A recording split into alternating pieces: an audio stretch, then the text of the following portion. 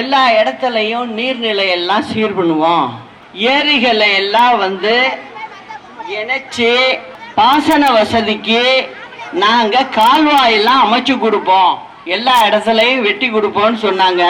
இவங்க புது கால்வாயெல்லாம் அமைக்க வேண்டாம், ஏற்கனவே இருக்கிற கால்வாய ஒழுங்கா தூர்வாரினாலே போறோம். அது கூட இவங்க செய்யல. என்ன பண்றாங்க இவங்க? எந்த சமயத்துல தூர் வாரணும்? வெயில் காலத்துல வரணும். ஆனா இவங்க என்ன பண்றாங்க? எப்ப மழை வருதோ, மழை வந்திருக்கும் போது தூர் வாங்கிட்டதா கணக்கு மட்டும் எழுதிடுறாங்க. கணக்கு எழுதி அந்த பணம் வேற பக்கம் போயிடுது. இதுதான் பெண்களுக்கு 1000 ரூபாய் கொடுக்குறேன்னு சொன்னது 12 மாசத்துக்கு 12,000 ரூபாய் வரும். ஆனா உங்ககிட்ட ஒரு மாசத்துக்கு வரி மூலம் எடுக்கிற பணம் 7,000 ரூபாய்.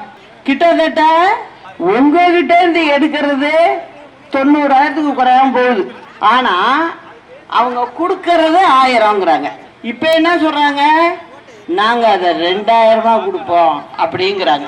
இது சாத்தியப்படுமா அப்படிங்கிறத பார்த்து சொன்னாங்கன்னா நான் அதை ஏத்துக்குவேன். சாத்தியப்படாத ஒண்ண நாங்க கொடுப்போம் அப்படின்னு திரும்பவும் போய் சொல்றாங்க. இப்ப உள்ள நிலைமையில பாத்தீங்கன்னா போலீஸ்காரவங்க எப்போதுமே வெளில சொல்ல மாட்டாங்க. போலீஸ்காரவங்களுக்கு 1ஆம் தேதி சம்பளம் போகுதான்னு பாருங்க, போகல. அவங்களுக்கு 15 தேதி ஆயிடுது, அடுத்த மாசம் 15 தேதி ஆயிடுது. ஏன் அப்படின்னா பணம் இல்ல சம்பளம் கொடுக்கறதுக்கு. இதான் விஷயம். இவங்க என்ன பண்றாங்க? ஒரு பக்கம் கடனை சைட்டு மணிக்கு வாங்குறாங்க. இப்ப நீங்க இருக்கீங்க, உங்க குடும்பத்துக்கு ஏதோ ஒரு கடன் வாங்குறீங்க. நீங்க கடன் வாங்கும் போதே என்ன நினைப்பீங்க? நம்ம திருப்பி கட்டணும், நம்மளால இவ்வளவுதான் கட்ட முடியும், அப்ப அதுக்கு தகுந்தாப்புல கடன் வாங்குவோம், அப்படிதானே எல்லாரும் செய்யறது. ஆனா இவங்க கடன் தானே, அரசாங்கத்துக்கு தானே, யாரு கேட்கறது?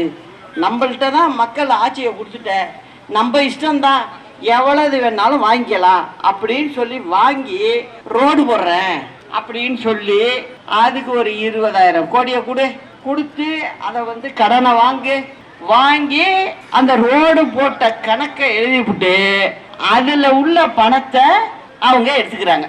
ஆனா கடன் யாரு மேல சுமருது? ஒவ்வொரு வாக்காளர் தலையிலையும் ஒவ்வொரு குடும்பத்திலையும். இன்னைக்கு காலையில உங்க வீட்டுல ஒரு குழந்தை பிறந்துச்சுன்னா அதுவும் கடனோட தான் பிறக்குது. இதுதான் உண்மை நிலைமை.